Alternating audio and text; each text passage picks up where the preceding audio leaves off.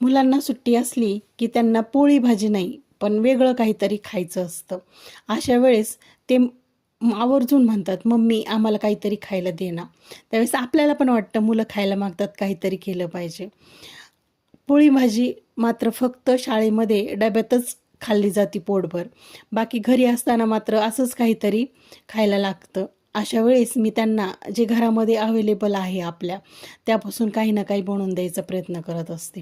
अशाच पद्धतीने आज घरामध्ये पाहिले तर ब्रेड होते आणि बटाट्याची भाजी. त्यानंतर काही सलाड घेतले कापून, टोमॅटो, कोबी, कांदा आणि ढोबळी मिरची असली तुमच्याकडं तर ढोबळी मिरची पण वापरा.